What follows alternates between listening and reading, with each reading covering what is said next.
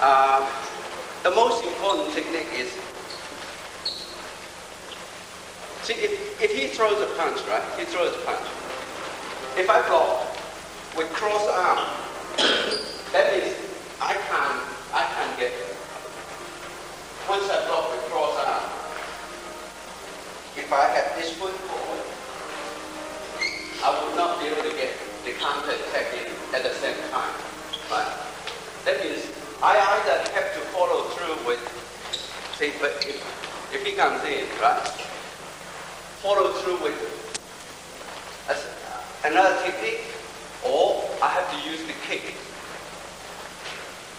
to do the counter attack, right? So what I want you to do is to throw away all those cross arm block first, right? Just to deal with a punch in, a punch comes in, right? Just counter attack, right?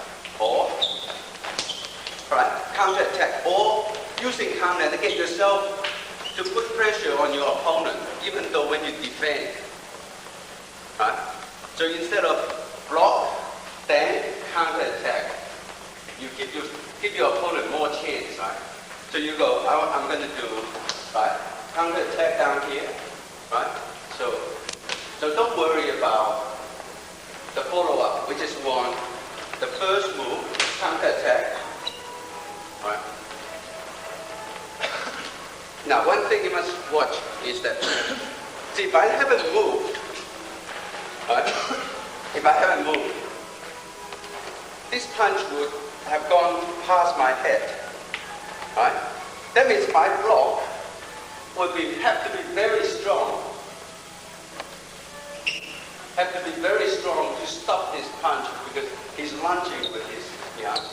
So that means when you initial block, you must, in that half step, you must move away.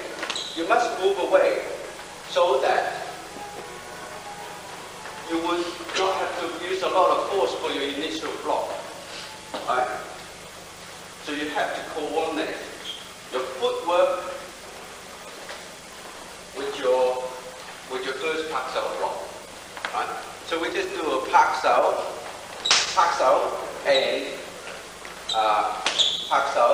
and lower punch, and then you lap sao and upper punch. Right? So just do that first, right? So that you appreciate that you can elbow up. Then I don't have to worry about the cross, right? Because he can't reach me, right? And I don't have to worry about he can't reach me. All right? But if I keep this elbow down, then he will. So a lot of times that people do, right? It's all right, but except you're releasing this arm, and you push this arm down. So it's better for you to push it, keep this arm, keep this elbow up. All right? So that means you are at the blind side, right? But if I would do it in the opposite way, right? I punch like that. If I didn't step over there, then I would have to worry about this, right? So on here, because I'm controlling the balance, so I don't need to worry about this arm immediately. But once he gets his balance back, then he will be able to show this cross, right? So basically, your strategy is, if you can move to the punch, you can move to the blind side. You don't have to worry about the cross, right?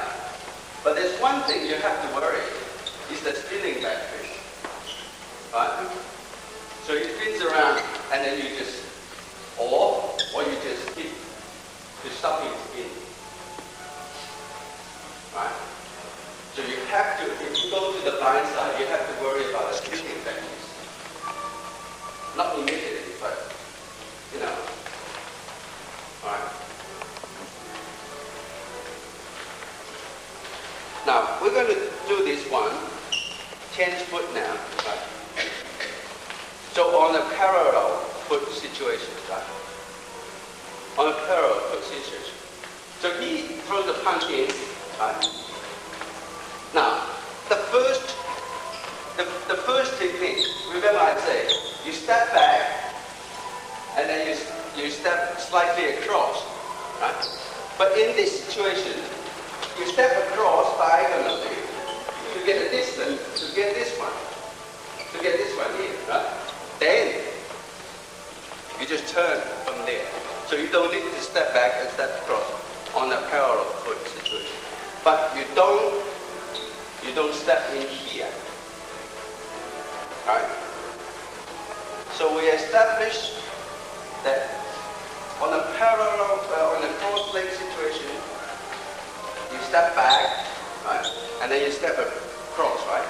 So your foot is landing inside of this foot, right? On a parallel foot situation, you step across, your foot is landing outside of this foot. That's something. Then you adjust from there. Alright? Exactly. So the pressure points. Alright?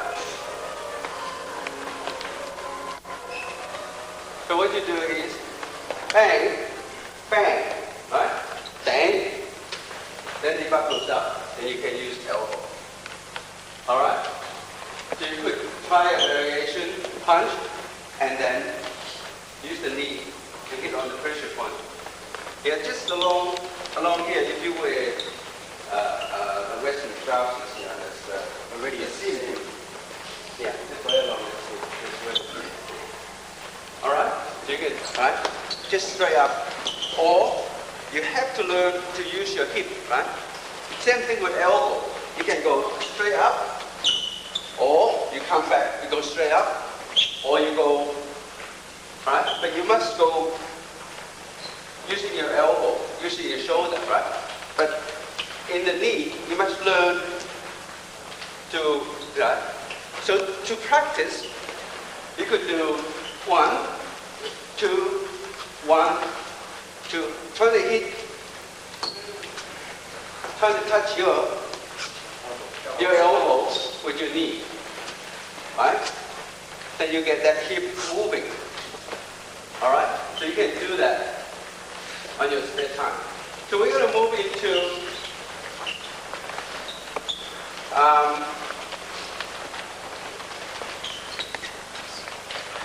there are a lot of times that people punch and come straight back. Then you can't trap them.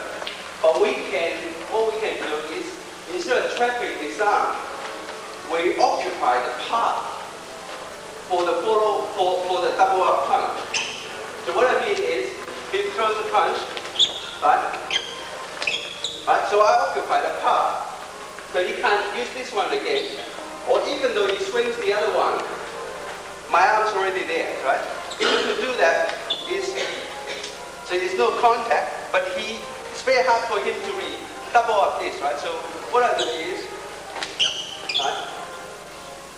You don't even need to make contact. You just control these points here from the inside. This technique is called a pak sao, chin sao technique. Right? So instead of trapping, you don't need to actually physically holding on to the elbow or the arm to control the arm. You control the path, right? You do it by positional advantage, right? So you pass out and chins out, then you stop. You stop the double jab, or jab and cross, right? The mistake most people do, Wing Chun practitioners do, it would be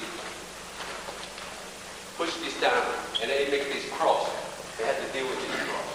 Don't ever push your arm down. Right? Just you come back, get this arm up, right?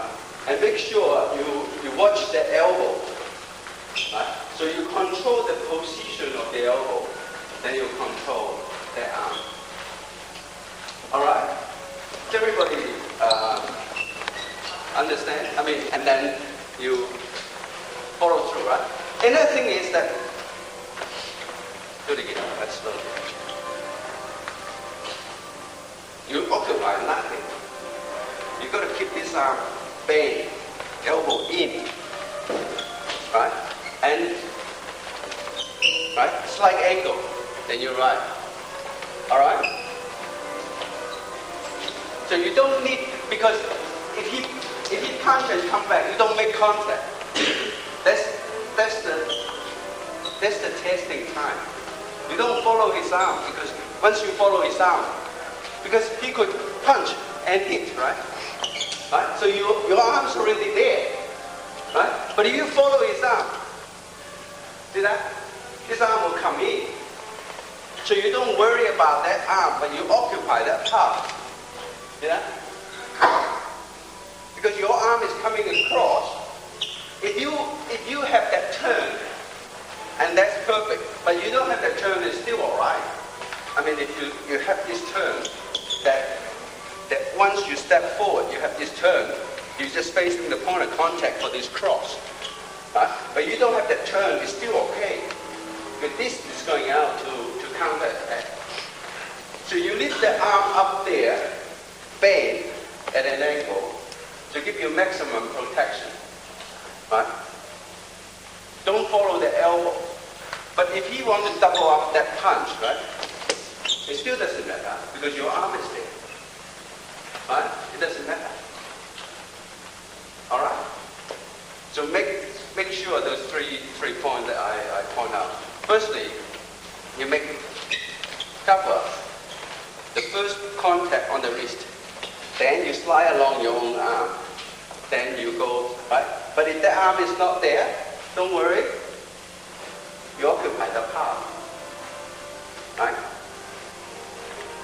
Right? Keep this arm up, and then you can take care of the other one.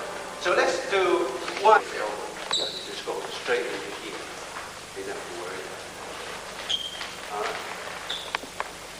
Okay. So let's on the free arm is yours. So what I'm actually doing is I'm stepping away here. Right? Then I can come back here, or I can come back there before this gets to me. But like I said, our system is you always want to deal with your opponent from here. But sometimes you can't help it, because if he's hitting you like that, you got to get inside before you can get outside. And sometimes you don't even have time to get outside. So you have to learn also how to deal with your opponent from the inside of the arm, right? So say if he swings this one, see that? That goes straight onto the elbow, right? Then from the elbow you control his balance. Then you're slowing down this one. All right? So you got a same move, right? Or you could use the side palm here. Some people use the side palm. All right. Then you can come back here, or here, or here, or here. All right. So exactly the same move, except you step from the inside, you step diagonal towards the elbow point. All right. Second point is, as soon as the contact of this arm disappears, that means it's time for you to put up the other arm, because the cross is coming over. So you've got to use your experience and also your feel to contact reflexes, right? So you got as soon as that goes away. But if you don't need to deal with that arm, because you can control from this point here. But as soon as this disappears, going away, then for sure you pick up this arm, you will be. All right. So let's do a cross, right? See what happens. At the same time. And practicing your eyes to see in close range. And also energy go out in the correct direction. Right? So to compensate for the qi, if you can't get the energy out, you have to go back to the basic.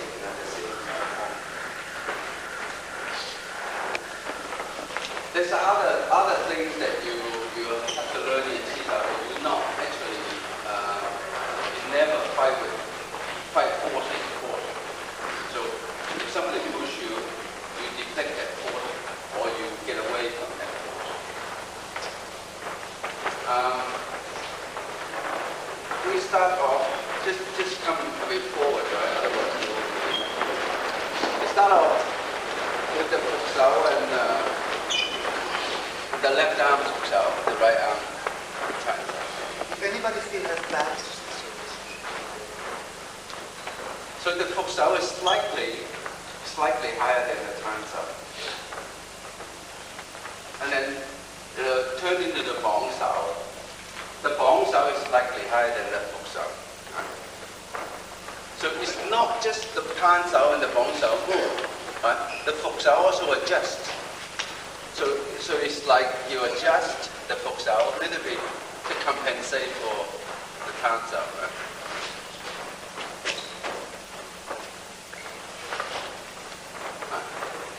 Now, when you do ceiling cow,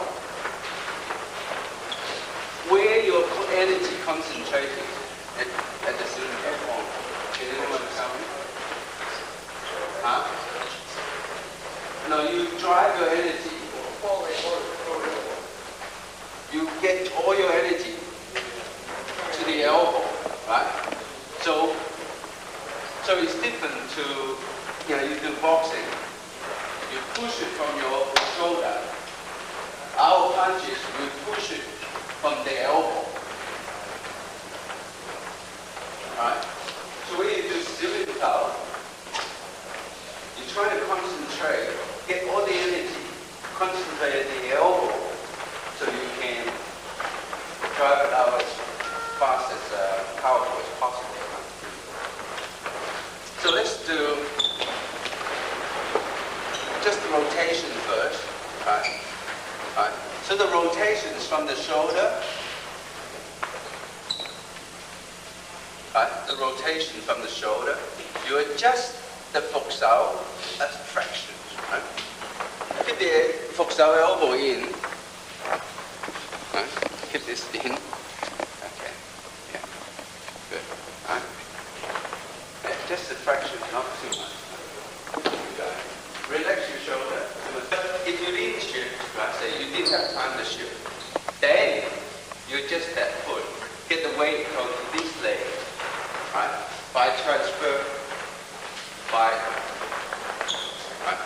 So you go 1, 2, you can adjust that foot. Right, so 1, right, transfer that foot, kick, right? And then you follow up with 1, 2, arm break. So you stop over on the outside. So arm break. So in the form we do it like that, but in real situation we go 1, 2, arm break. All right.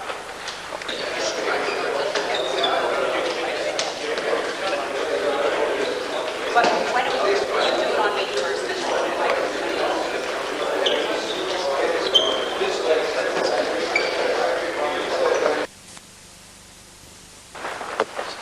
The kick, right? This is like the Wu Sao that in the ceiling form. Right? So you face this point here. Right? Okay.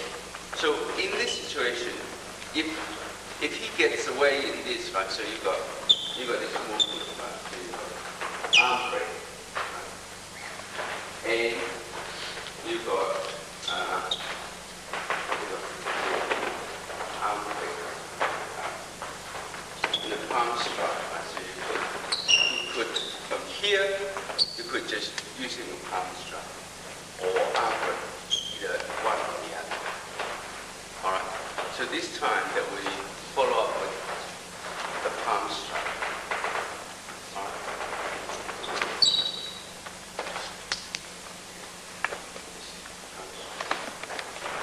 The distance of this technique, distance from your opponent is up to the situation. You need to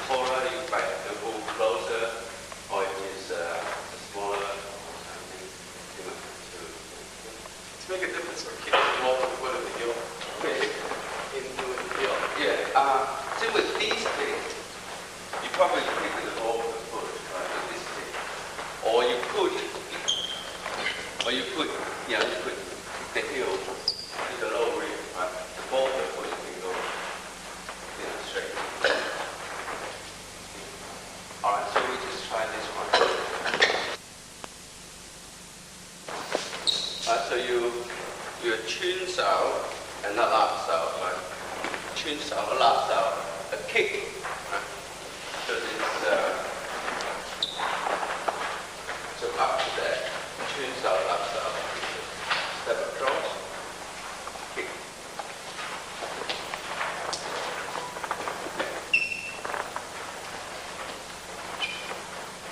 Chun Sao, La Sao. So we just do this one first. Cross like that. This hip is closed in and you can't use this leg to kick. It's very difficult. So you open up this hip, right? And also you push it up and bring it down straight away, right? If I didn't move, it would be a movement like this. But because I turn my body and also I step across, so it looks like this, right? So the kick, right?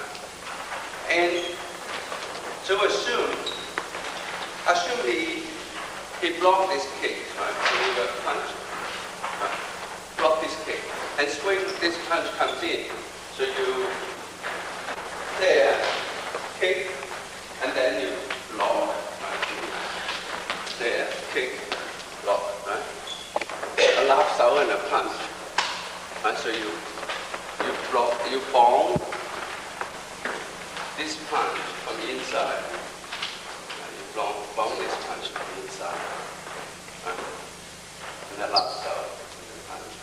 So a punch comes in, kick, block.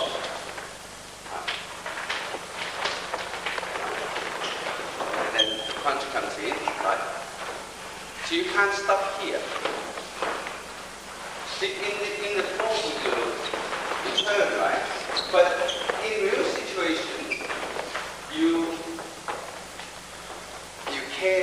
can come out of it, you know, if you block, if you bong in here, you can't get out, you know, you got to step back, get out, and this one coming along, right? So what you need is straight away you got to bring this arm around so you can't stop here. So to control this fist, you have to bring this fist across your face. So you're going to control the fist. You can't stop here and then bring it across. Alright? So that's, and also you adjust the distance accordingly, you know, if you're dealing with a taller person. So you're going to move out a bit more and move back in. Right, so you got to move out and move back in. Do you grab this arm? Yeah, it's a lap sao, right? But you don't need to pull him right across. Right? As soon as this comes across, that's the we're going to run through the first part of this chapter 4, and then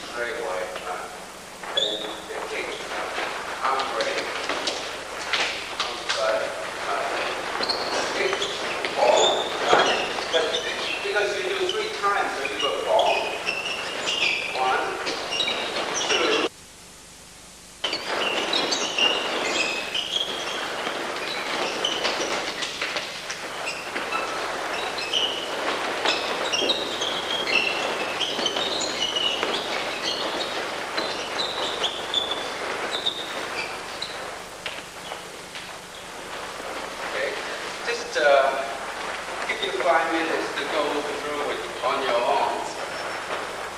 Just run through this section, right? And then we'll go on to the research.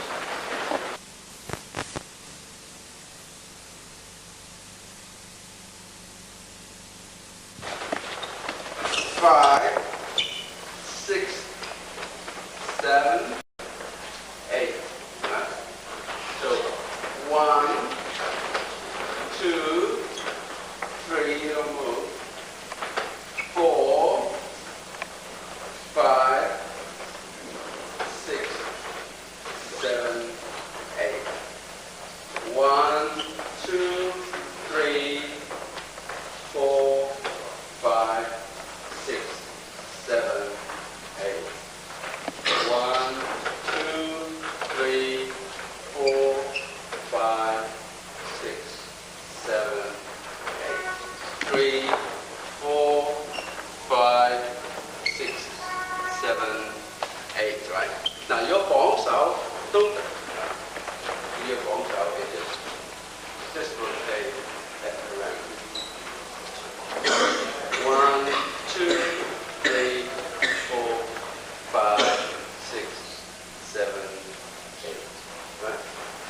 So let's say I'm breaking off my right arm from here.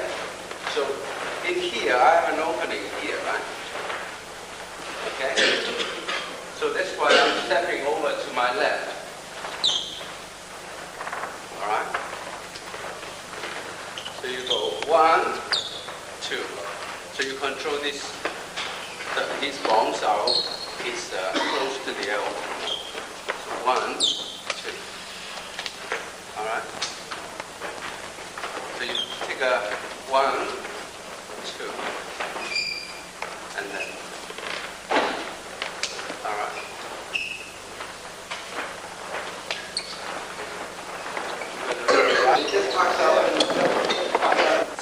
Sensitivity, you have to train from Qi-sao. That's you can't do it any other way. You have to do it from Qi-sao. So, if you've done enough Qi-sao, then you will know. In fact, on the point of contact, because the movement of this arm will transmit over here before this even, and also the distance, right? So what we're going to do is, right, right? So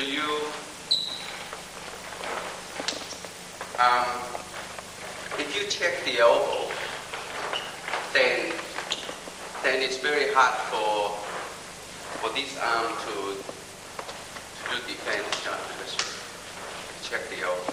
But if you check here, right, then this arm can go away, or it can come back. Right. So,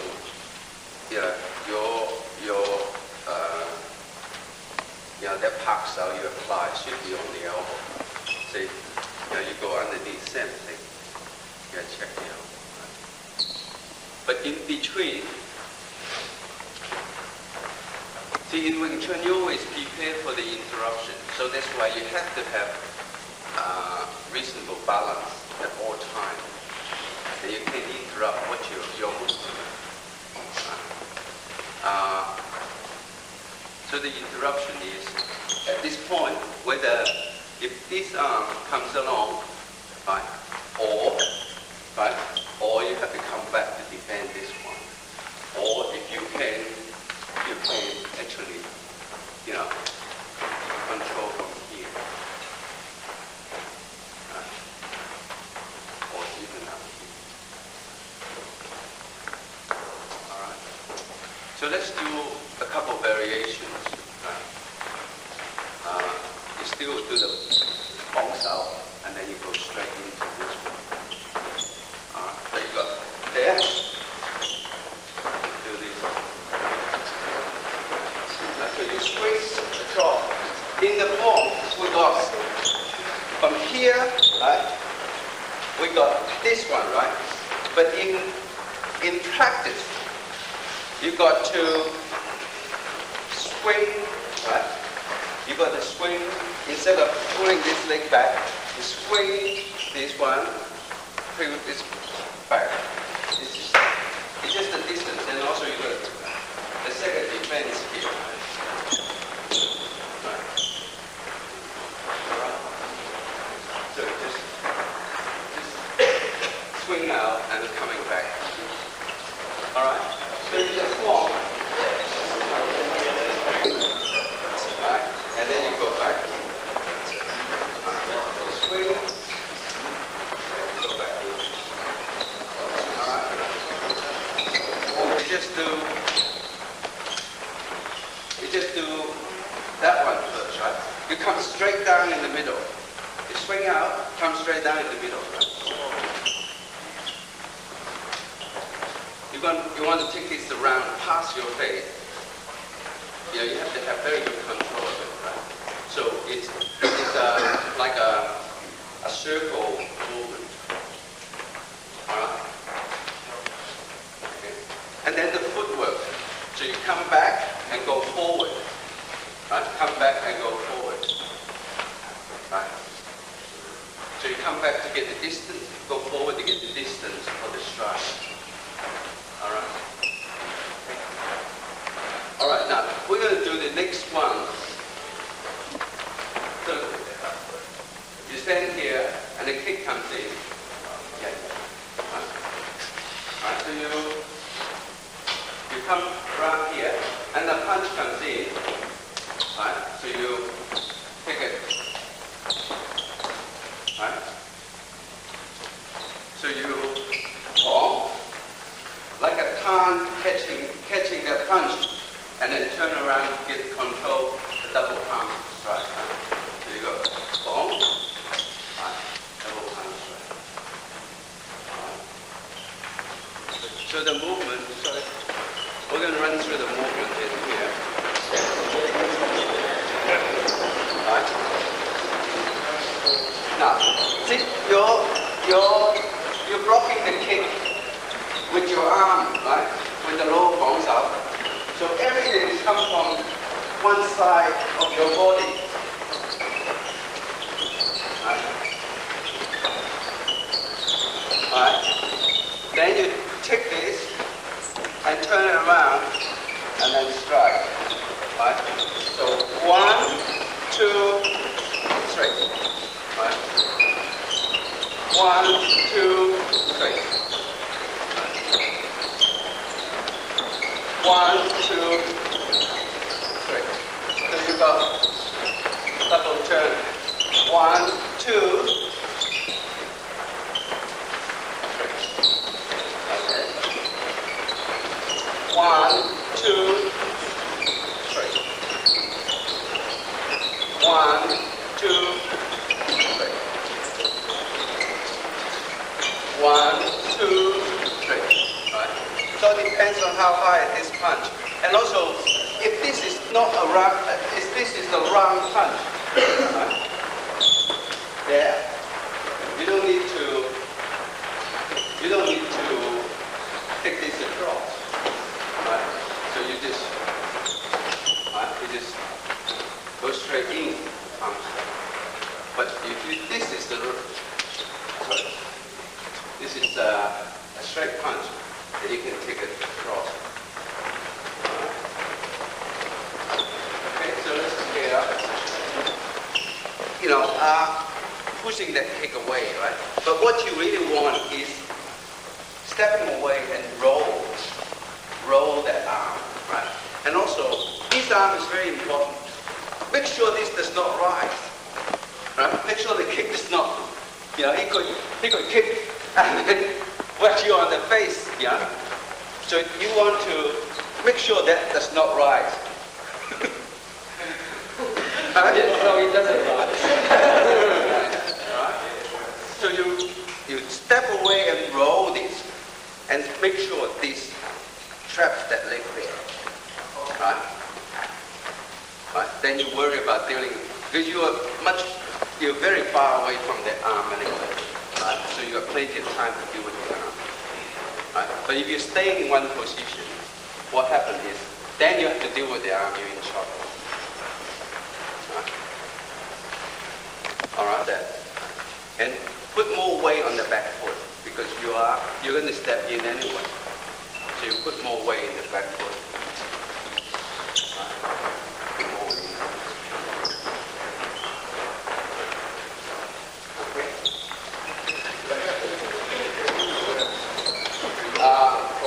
Stay on the weight on the left leg.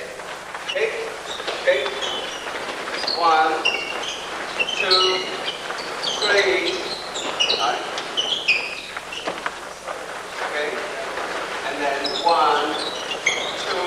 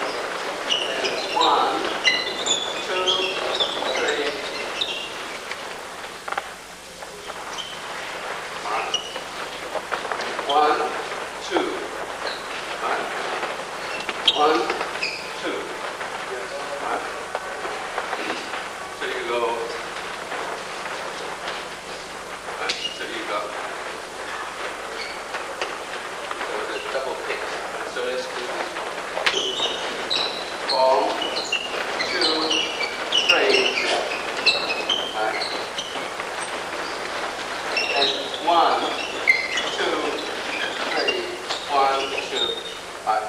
So it's finished, right? So another kick, another block. This one is also a block kick.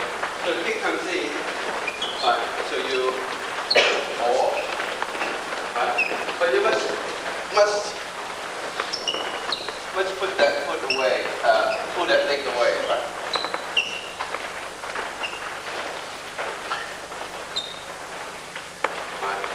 And using this part, not like that, right? If this is flat, you're going to hurt your wrist. You lock the wrist. So use this part.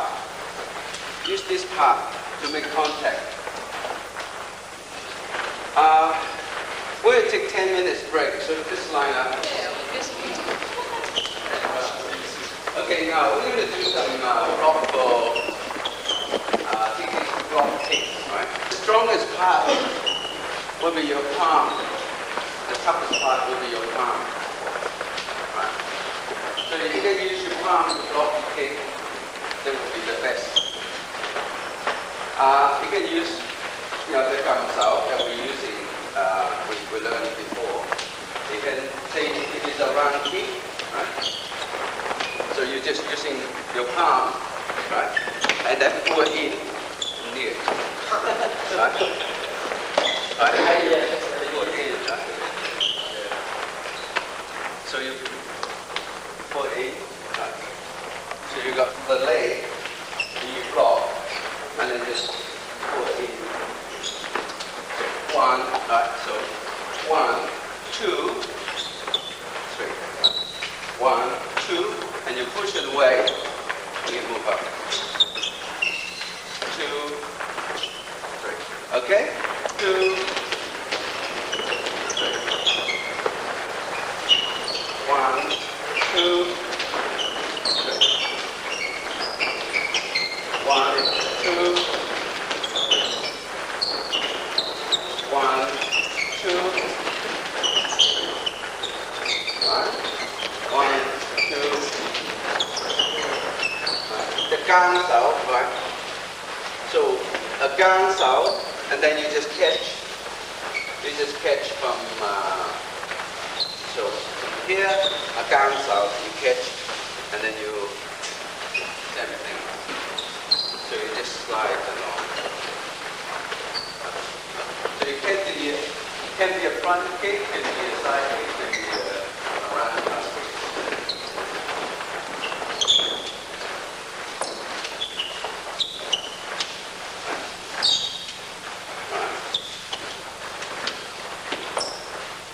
Okay. So you just, as soon as you make contact, you slide. Right? You slide, so you catch. Then you can control. Right? Then when you go in, you check the nearest elbow.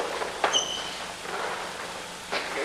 So separate, divide the breath into equal parts. Right? So you get up to 6 or 7 or even 10 breaths in and then out. And so that's part of control.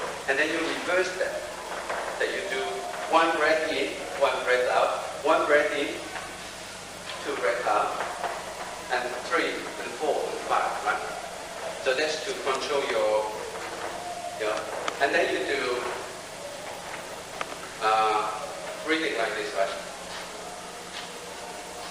Just shallow breathe, just using your, and then you increase the speed, right? So you training your lung. The control. Yeah. Can you explain the incorrect movement of the Salam down? Can you explain those? The incorrect movement. Incorrect movement? Yeah. The bone sound like this. Yeah. Well, see the bone sound. See, because if you look at physiologically, that if you twist this wrist, that your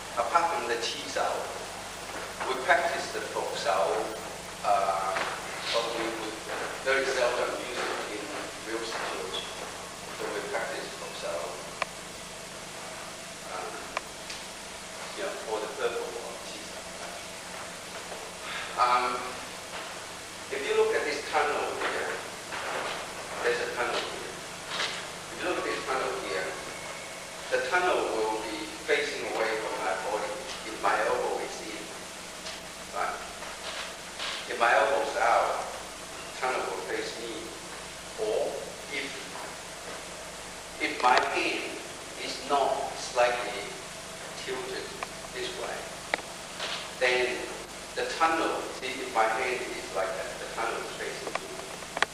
See that? The equilibrium situation. Right. So you start from there. Okay. So you train the salute form to get the energy at the concentrate the L. Yeah. And still, you do all yourselves today or just at a certain one? Everyone or the others? You do small ones sometimes? You can't use small ones. I just explained to you that in real situation, right? In real situation, the punch comes in, right? So I deflect, right? I want to get out. I have to get away from his arm. But if you can't use too big, because too big are leaving too much gap, it will already hit you. Right? So you have to find the happy medium. Right? You can't have it too big. You're wasting too much energy, too much distance, too much time. So you have to learn to find the happy medium.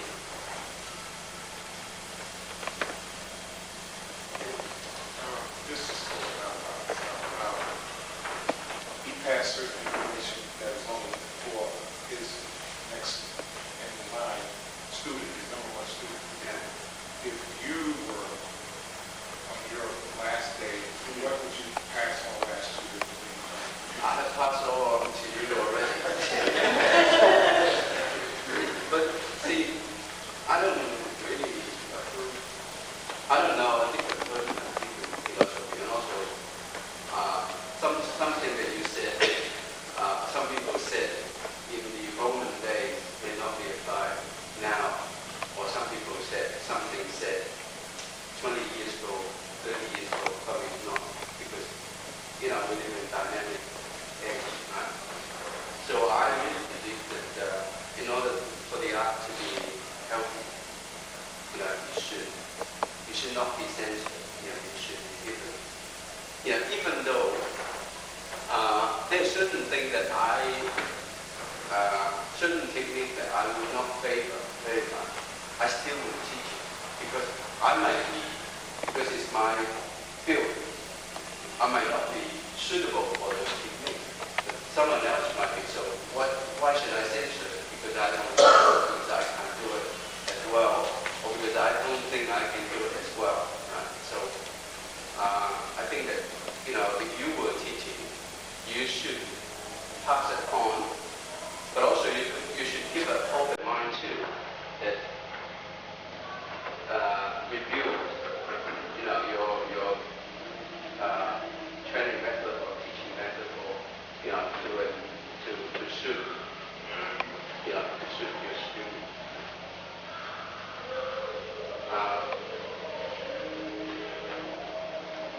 Well, for the art to be healthy,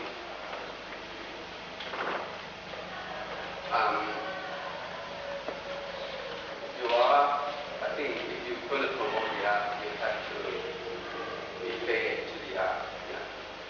So, if you teach your student, you should teach what you know. So that there will be more people doing research, doing training, and putting back into the art.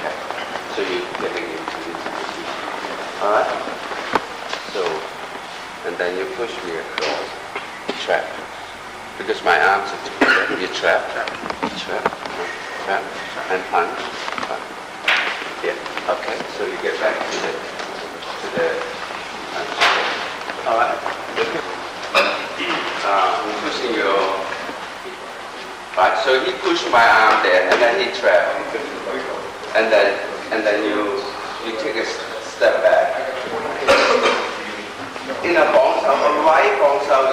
left foot back, and left bong sao, you take right foot back. So the force is going away from you. All right. So that is your more or less basic defense, basic counter defense. All right. So the person take your arm across, then because a lot of pressure going down here, so you take a step back, release the pressure, and his arm is being deflected.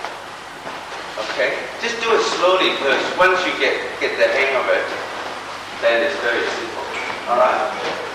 Like that, there's nothing to trap, right? Because he comes straight down, you come straight down, there's nothing.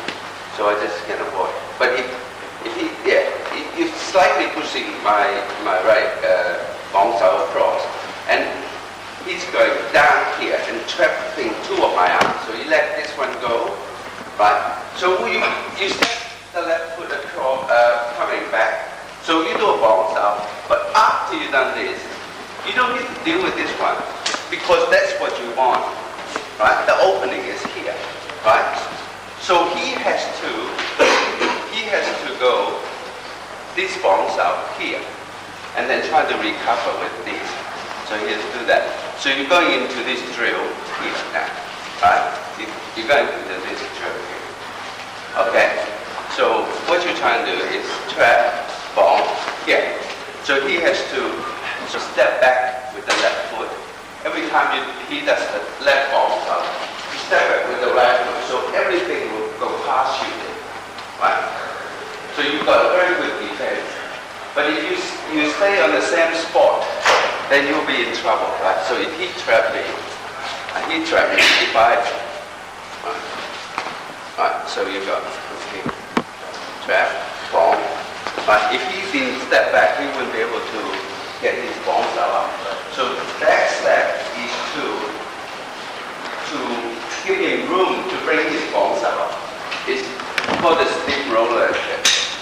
So what you do is you just go straight in. Yeah, and you go straight in. So you just go straight in. So you step forward. You apply pressure here. You step forward. So from here, and then he will have to try to recover from there. Okay. So you get hands out. You push the hands out and then follow through.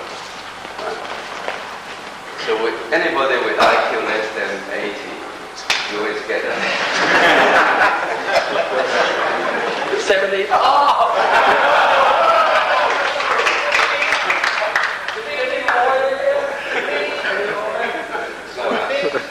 So you basically, what you're trying to do, so they will bring his arm down because they have been trying to stop it. Then this is over. So you step in. So because they will have to use the body to defend.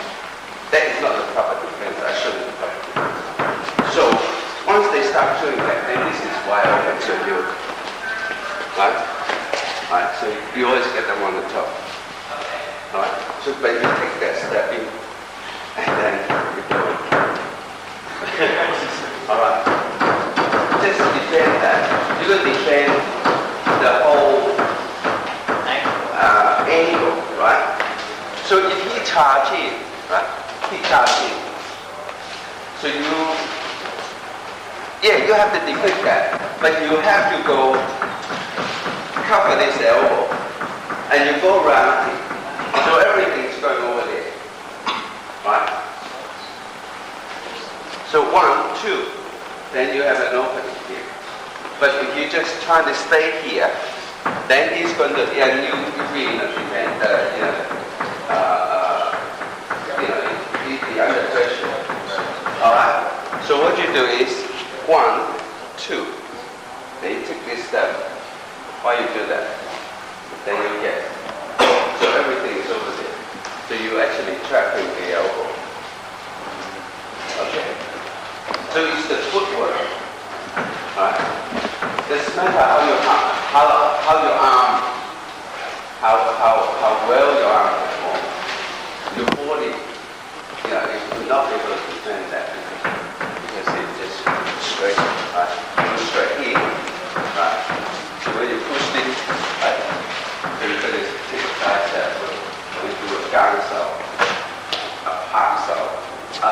จับเสาเป็นกลางเสา that.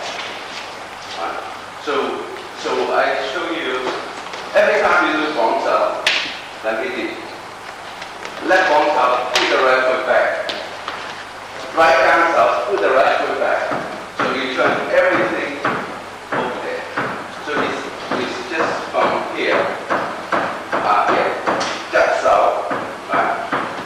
Gang sao, right? So everything over there. Then you use a very good position. Now, another one is that if you use your bong sao, you bring this arm slightly across, right? So you spoke out slightly across. Then you can trap from here, right? Now, but usually, if you lift this arm, this will go straight into you. Right? So you either trap very, very fast, or you have to see that you have to shift slightly across there. Right? So you've got this one does not come in here. Right? Okay. Right. So you actually bring this arm, see this folks out. Right. This folks out slightly across. Then you got to there. But if I lift my folks out here, he's gonna hit me, right? So what I do is I step slightly across. Then yeah. Yeah. Yeah. Right, because it's all in one movement. It's all in one movement. Because you want this room a little bit more, right? So if you're really tight, then you get your arm tangled up in here. So that's why yeah. Okay. So you catch them sort of wandering away, thinking about what to do for lunch. So it's all about. But really, this arm is going to hit you, right? So you take that foot as well. All right.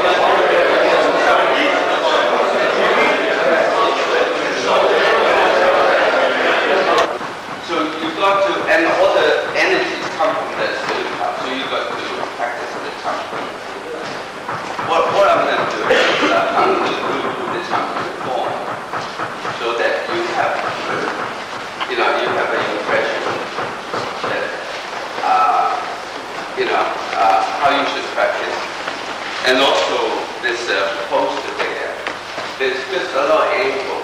You can't learn from poster, but you can use that as a reference, or you can use the page as a reference for poster. Okay.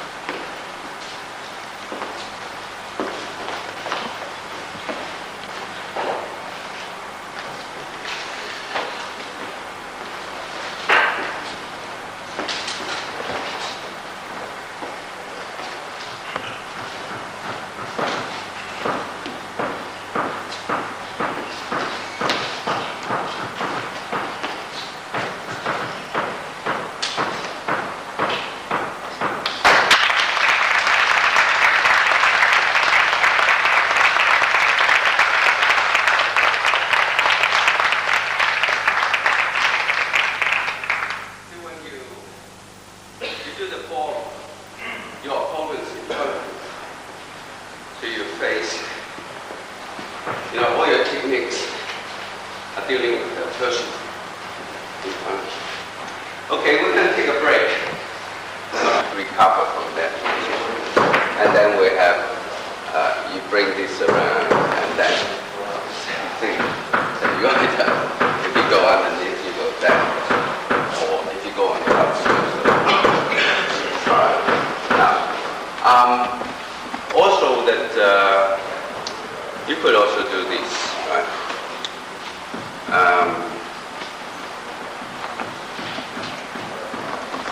See, if somebody is putting a lot of energy, a lot of force towards this, right? So what you do is, you do a jat sao, side step. Usually you side step because you're already on top of this arm, right? So you do a jat sao, you side step. So you go to this bong sao side. Okay?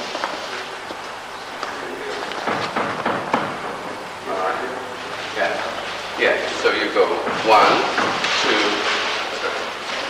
Okay. So from here, 1, 2.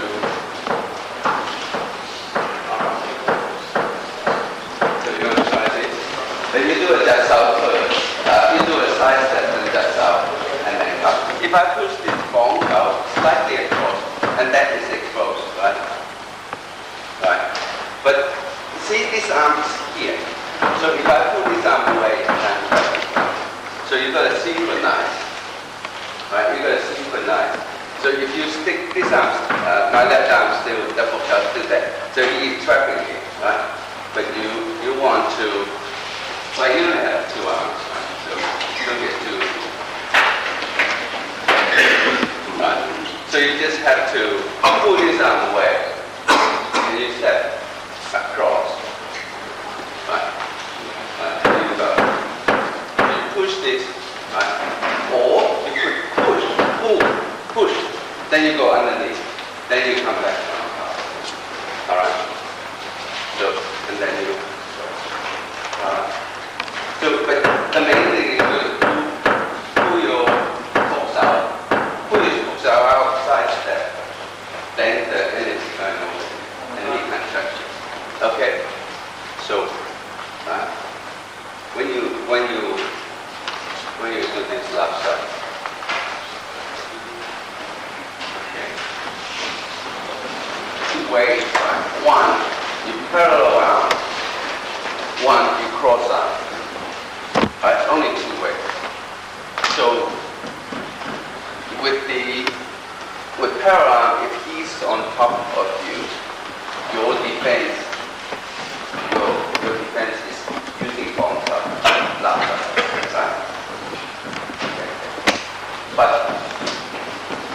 if he's underneath you, then you already got the pack out, or the chin out, or the left out.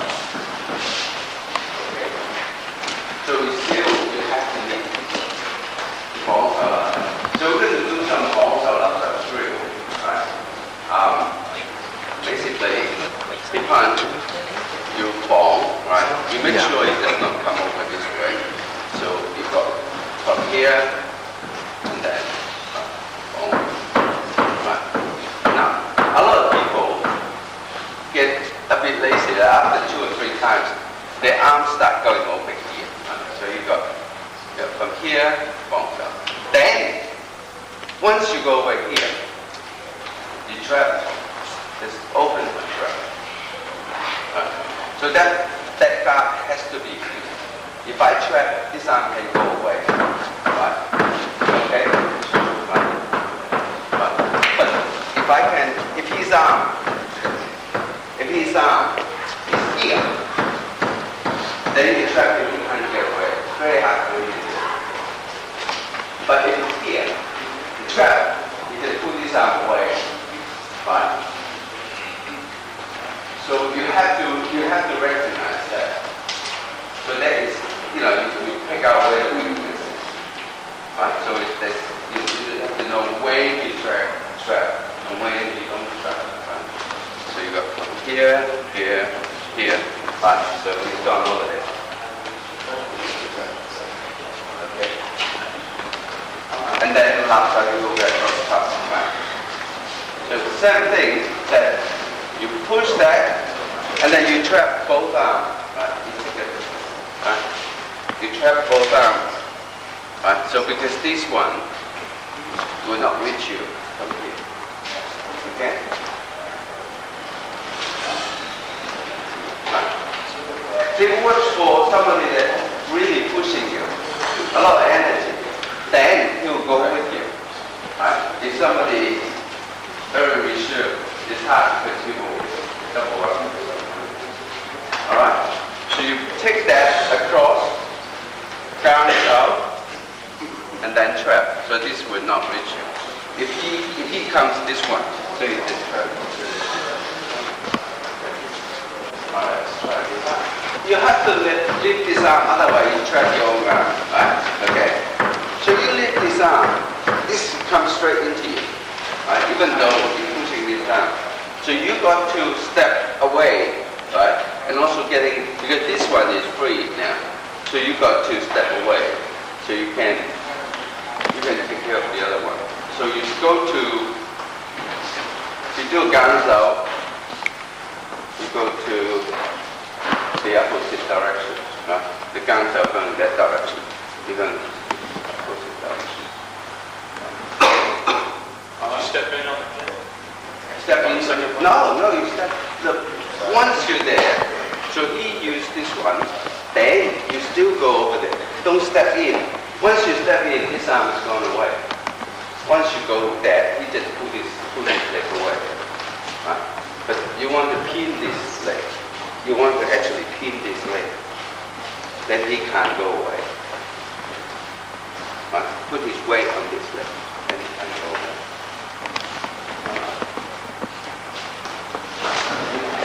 The elbow, right? You travel down, right? Yeah.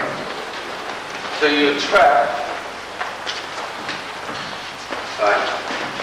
So from here, you pin the elbow, and then he used the arm to block, and then you trap both arms, right? So the arm has to be crossed, right? So the best way is you come over here. I come over here. Good. And then once I put this way here, but, basically, that's what you're trying to do, right? Then you pin the elbow, right? So you pin this elbow, right? Pin the elbow. But you don't want to pin over the elbow, just on the elbow or slightly under. Then this arm is not free. But you pin here, this arm is still free. Right? So you create an opening so you can create an opportunity. Anyone that have any questions?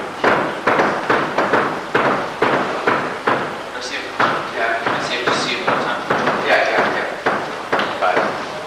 So you push this way, you push this one slightly over, and then you come in, right? Temporarily trapping this one. Then you pin this one, right? Because you can only trap this temporarily from here. You can pull this out, right? Or you can lift up the box out. This one is free. Right? Okay. What came after that? So you pin the elbow, and then if he executes this one, then once you block, then you can trap. The other one that what you do is you pin the elbow, right? You pin it this way, right? So he execute this one, you can trap, or you can trap from here with the elbow. But that is not very free. That's quite free. Right? So you only sort of like a temporary. Right? It's better than you trap. Using this arm to trap on the elbow, then you are truly trapped. So if you stand here, then you're truly trapped. But if you are here, that's not trapped, right?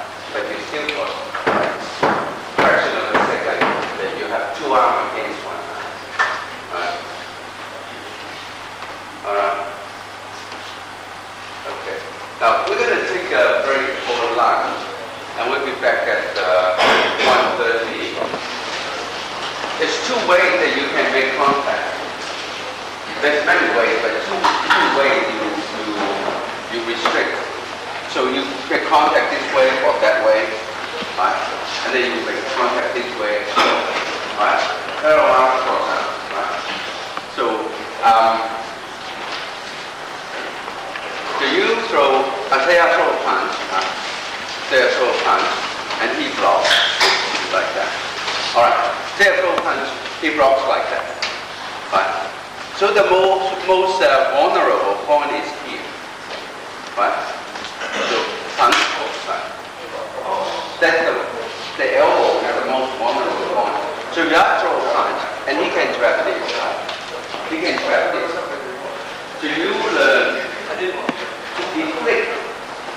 You know, in a certain form, you have all these movements, and then you have that movement. Well, in the advancement, so every time that you rotate your arm, you deflect the energy that applies to you, right? So from here, right? So we do a park style, head punch, right? So my energy is going over there. But if I turn, I rotate my arm and turn. So it deflects this energy, right? So we're going to do some applications of that. So I throw a punch, and you fight for that split second and attack the vulnerable point. Your punch, this is the vulnerable point. If you throw a punch, that is the vulnerable point, right? Because if he throws a round punch, right? So I pin his balance over there. So split second, I can, right? So the elbow is the vulnerable point, the point that you're trying to get. All right. So let's do some drills like he throws a punch, so, right? Or I throw a punch, right? And then I go for. Okay. Can we do something like that? Sure. Okay. Right. So I throw a punch. It splits. And that's the vulnerable point, right? I expose this point. Okay? So he's gonna trap this point here. Right? But because I deflect here. Then I turn. I rotate my arm. Every time you rotate your arm, you deflect the other person's force, right? So here.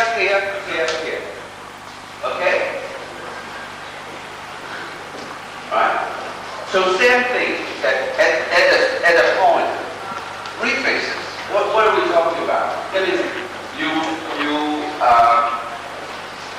from the sensitivity, from the point of contact, you feel, right? It's like you're fishing. You throw a line in there, and then the fish come, take the bait, and you feel it, right? You feel it. So you react to it, right? So you have to react to it. So all depends on how fast you react to it. Then we go back to the first principle in Wing Chun. What's the first principle? Speak up. Speak up. Don't fight force with force. Okay. So if you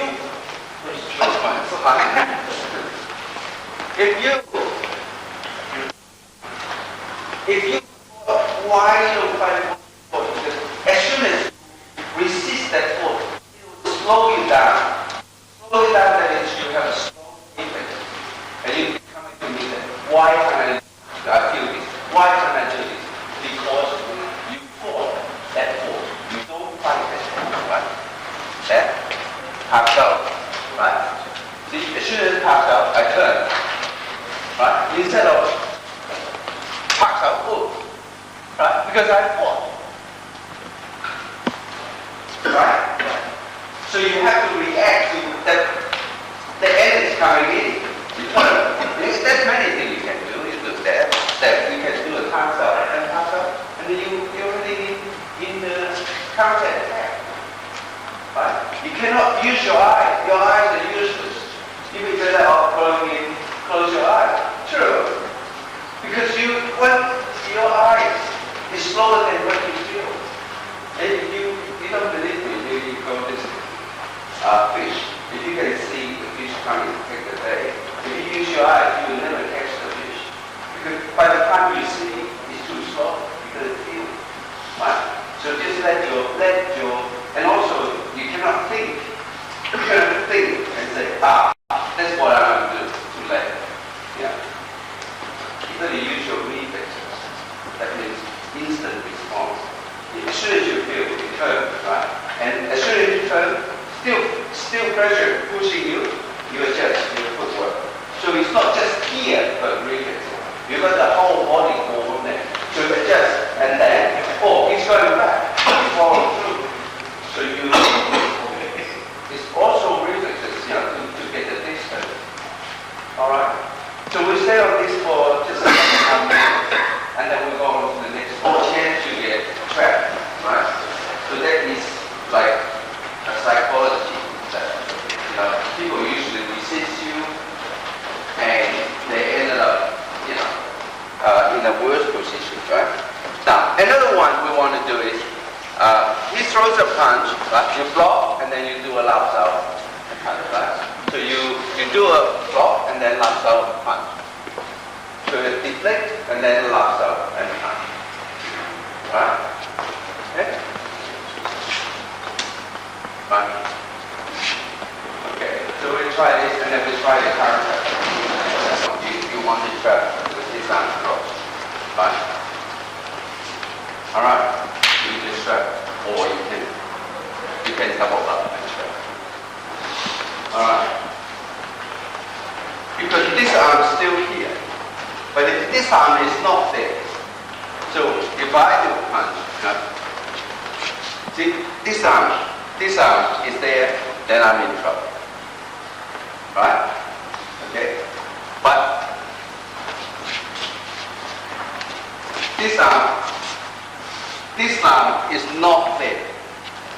Then this arm. Your arm is getting in the way. Right?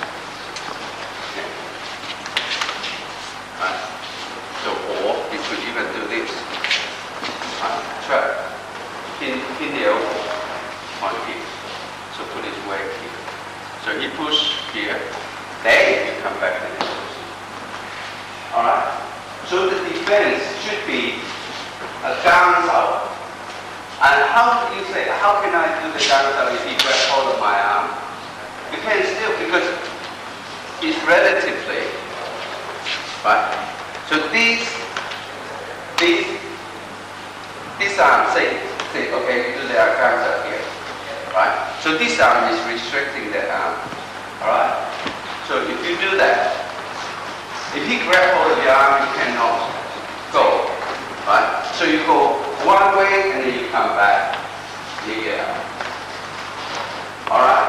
But if he does not grab hold of your arm, right, then you go to the outside, alright? That you're going to do a last out, whether you're going to do punch or on top or underneath. You still do the same. Alright? So you throw a punch, right? You do a lap out. Straight away you do, otherwise you wouldn't be able to get out, you wouldn't get stuck there. You don't wait. And also if you wait, so from here, you wait, and he can do all sorts of things, So you don't want to wait, right? So you go from here to that, right? If you sorry. Saying like it doesn't matter what I don't care what you do. So you do that. Or if you punch low, it's the same thing. Same thing we do. Because you cover all the gate, you cover the middle gate, you cover the upper gate. Right?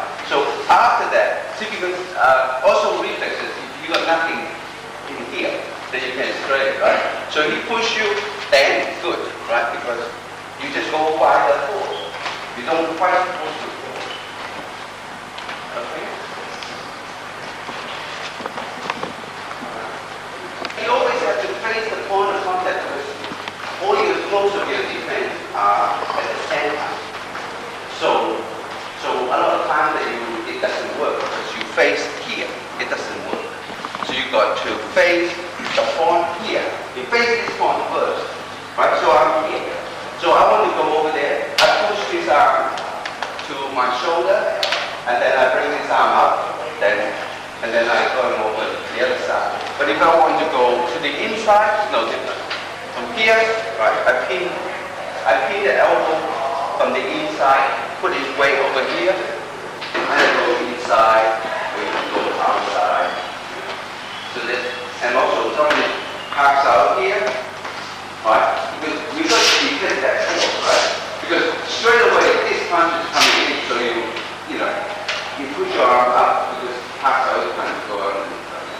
So you push your arm up, then you can track the other. Right? So that's very useful, for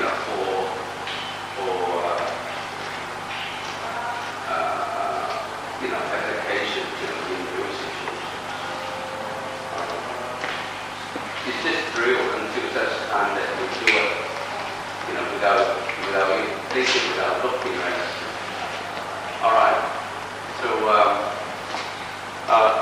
that concludes the Wing Chun seminar. Now we're going to go on to the Qigong briefing. So thank you very much.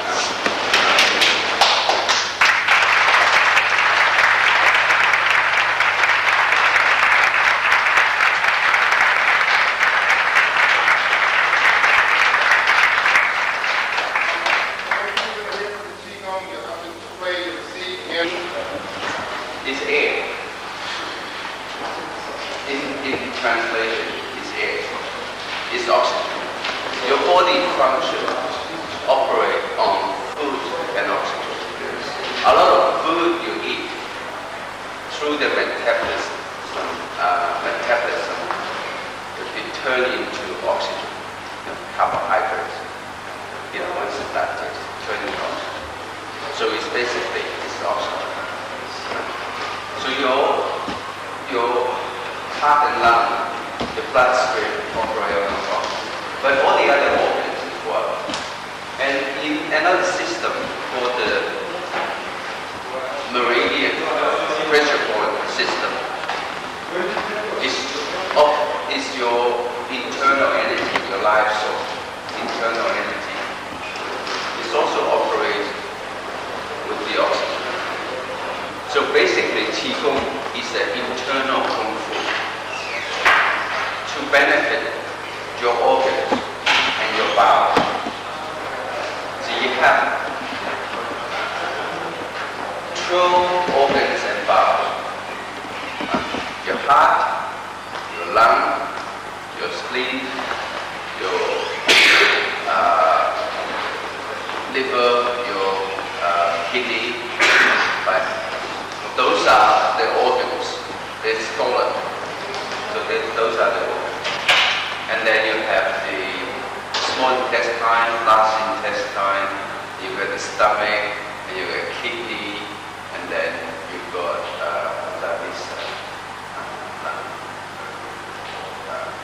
small intestine, large intestine, stomach, kidney, and bladder. Not kidney, bladder and gallbladder. That's the bowel, that's a hollow. But there are another two organs, and the one organ and one bowel is not there, but the function is still there. It's to do with your emotion and your desire. So the one that before we kick out of Eden, when we kick out of Eden, they're taken away. So it's no longer. But the meridian is still there. Right? The meridian is the channel that runs the internal energy, governs the function of your organs, governs the growth of your organs, and then secondarily, that also governs the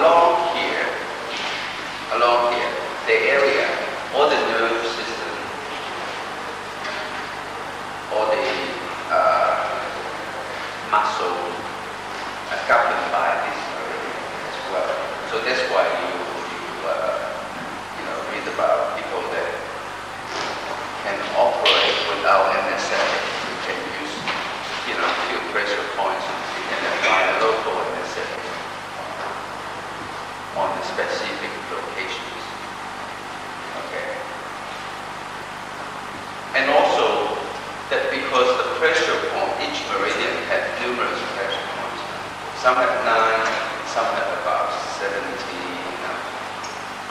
numerous versions. So each point is like a junction in the railway, in the train system. That's like a train stop. People getting on and getting off. So each point, the energy get on and energy get off. Alright, so far so good. And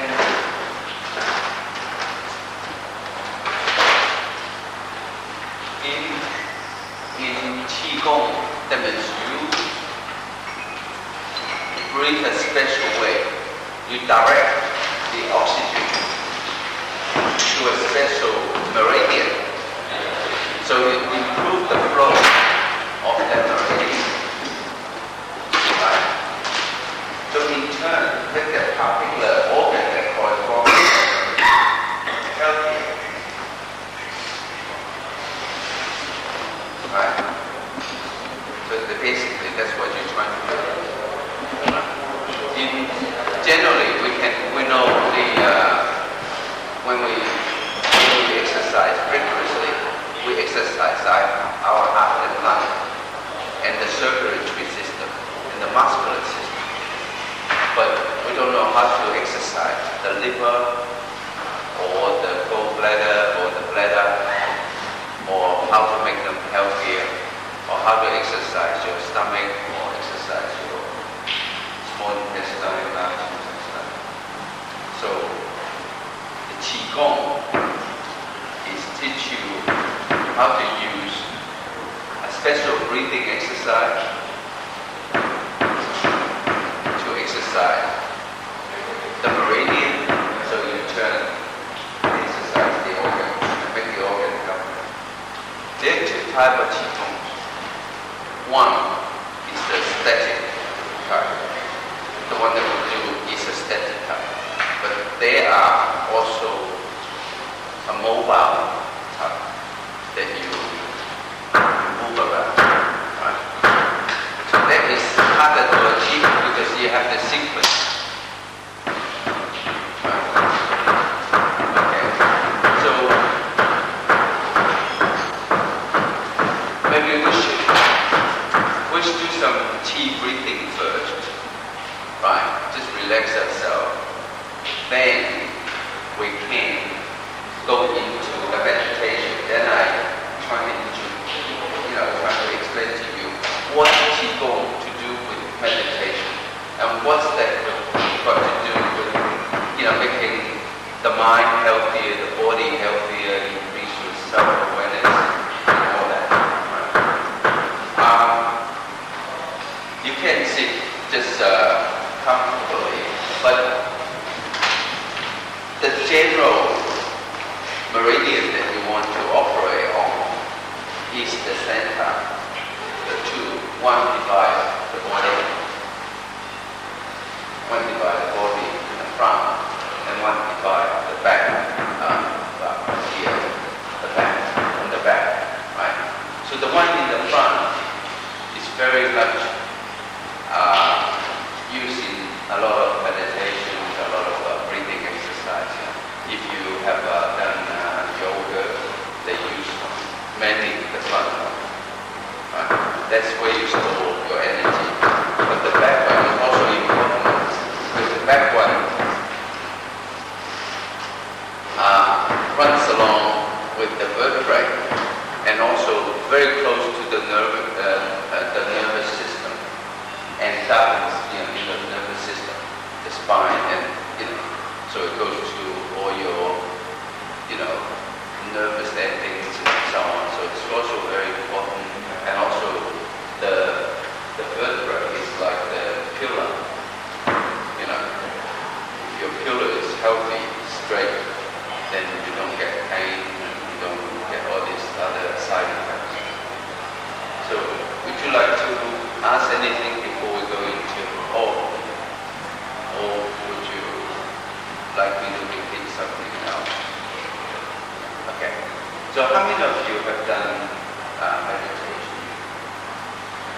Okay. So how many of you have done Qigong training? Okay. So now the one that I show you are very simple, right? And also it's very easy to do. So you don't need sort of supervision to do. And also we're going to very light. Often in meditation, in the Buddhist meditation, you see them putting the thumb sort of facing each other, like that. Right? So if you play with two men, the negative, you put the negative against the negative over the two. It will help each other. Right? So remember, we're trying to exercise the meridian. Okay. So let's forget about this one in the center. Let's just concentrate on these two, right? What we're doing. This is negative. That's positive. That's negative. That's positive. That's negative. That's positive. So you put this against each other. They start pushing against each other. So that means it will flow a little bit faster. Right? So that's why they do that. Right? Okay. And often that you see in the Buddhists, they do that. Or they do that. They do that. Right? So even some do that. Right? So you put the negative and the positive to form a loop. So what they do, they attract each other. So we'll flow, will attract each other. So it's just similar principle that you can put the negative and positive together. Right. So we're going to try this one. Right. Now, to get the front trunk meridian and the back trunk meridian linked up, you need to push your pelvis forward here, like you do silicone form. You push pelvis forward, so you connect in underneath. Then you put your tongue behind your cheek on the upper palate. Then you connect on top. So these two start connecting, so you can make a flow. Right? That's one of the main reasons. There's other reasons too. That once you put the tongue up there, you nourish your system. So the saliva is a very good medicine. So when you're breathing deeply, the saliva comes down, and then you swallow. Yeah. We won't go into detail how you swallow, but you just swallow as natural. But there are other techniques too, but that's too detailed. It's not really that important. But you swallow the saliva, and Sure. If you use the saliva, can you put on a rope? Well, animals do that. It's a very good medicine. Right? The saliva, in fact, is a very good medicine. And also, when you do meditation or qigong, you don't want your mouth to be very dry, so usually you just breathe through your nose, right? And breathe out, right? See, the system I give you is slightly different to most systems, but because it's so simple, and you will not have any side effects.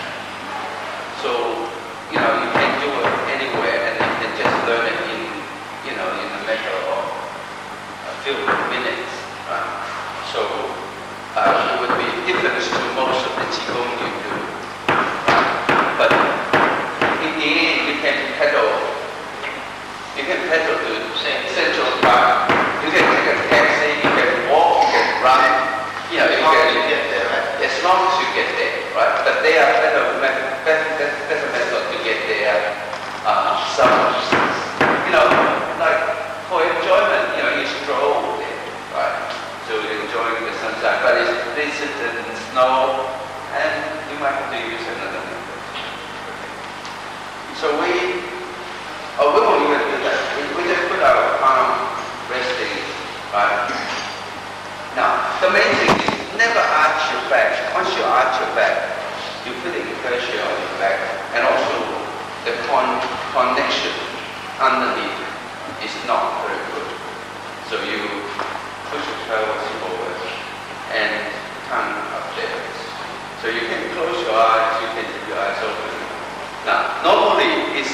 breathe out before you breathe in. But with my system, you don't even need that because you breathe in from the back. You breathe in from the back and then you breathe out. So it really matter that you have some stale air inside. It will come out anyway. So you breathe in. You do your own time, right? You don't let people govern how you breathe, right? So you breathe in, trying to imagine the air coming up to the top of your head, coming down the spine, and then coming out from the front. So you do 4 breaths, and then we stop, okay?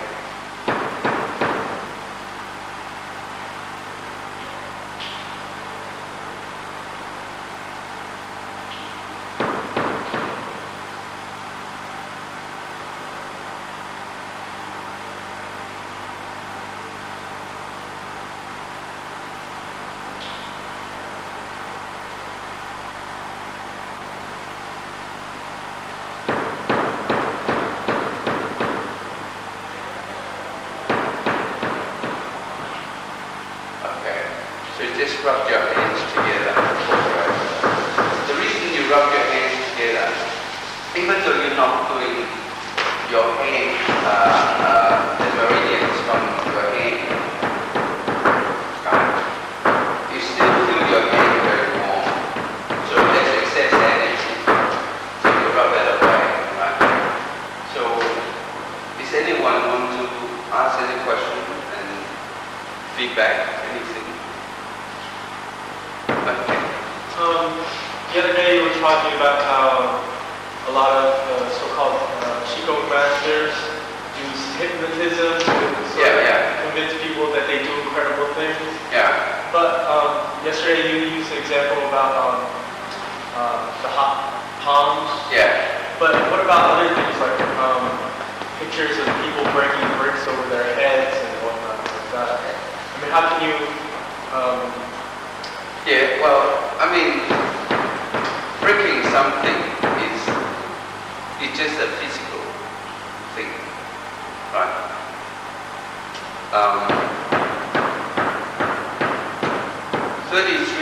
32 years ago, I just arrived in Sydney, less than 6 months, and they have a Japanese ship docked in Sydney. So they have in those days they don't even have karate, or they have a judo and jiu-jitsu. So they have a jiu-jitsu sort of a team doing demonstrations. So they have, they 4 people holding a board, half inch board, 3/4 inch board. Yeah, 2 person holding on one side, 2 person holding on the back. And the Japanese performer, he charges 5 steps in and breaks this board. Right? And the whole audience gets so ecstatic. But now people are breaking 6-inch board or 4-inch board, right? So breaking things is not really something, right? But a lot of things that if they think, I'll break a brick, is it any standard for which brick that they can break? Could I pick one that they can try? So, it's really irrelevant, right? To break something, how much you value that pen? No, I won't break your pen. But you just have to bend it. You have to bend it to a certain degree, isn't it? There's no way somebody can and then break something. Alright? Well, my advice to you is, if it doesn't go, because we live with the law of physics, it doesn't go with law of physics, right? And you better look at it very carefully.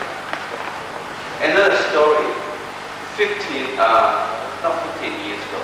years ago, 1983, and my first trip to America. And I was doing a seminar in Irvine, Orange County. One of my students that come rushing to me. I mean, he came like rushing to me like 500 miles. You know, he drove all the way from somewhere, from San Francisco to come see me. And he gave me the news that there's 2 Qigong couples, elderly person, and the name's Wong. One of them still there, right? But I won't go on to any more names. Right? They demonstrate on TV that they're setting people back 20 cases, like mummies, they were jumping back. You know, as he waved his arm, and the person jumped back. Yeah, like mummies. He's demonstrating moving people without even touching them. Right? So I told him, I said, that's impossible. Right? And I said, look, I worked 4 weeks, my seminar money. He can take all my money. If he could just move me half an inch back, yeah, I would sit there, right? And he could just, so he runs back with my money, right? And then, but at that time my seminar is finished, so I also, the next day I went to San Francisco. And first time he was, he told, oh, look, young man, we only do it with our own people, we don't want any interference and so on. And then I arrived in San Francisco, and my student went out to ask him whether he wanted to meet me, but he didn't, right? Or they did. So 3rd time, 4th time, 5th time, in fact they confessed that they couldn't do it. You know, it's like, but they could do it with their own people. So it's like, if you stay with me for longer, I could hypnotize you guys. And then I could make you, I just flick my arm and you do a somersault. But that's not Qigong, that's just hypnotic suggestion. It also means that the willpower could hypnotate you, but easy to hypnotate the rest. Well, their willpower. They want the woman still teaching here. In fact, all the Kung Fu master went to learn from them. Right? So in the end, right? So 4 years ago, when I was in China, the chairman of the Chinese Wushu Federation is a very good friend of mine, a personal friend. And I happened to be there. And they had to sit in an examination for the 6 best Qigong master, but most of them come from the south of China, because the south is more shifty, more, so streetwise,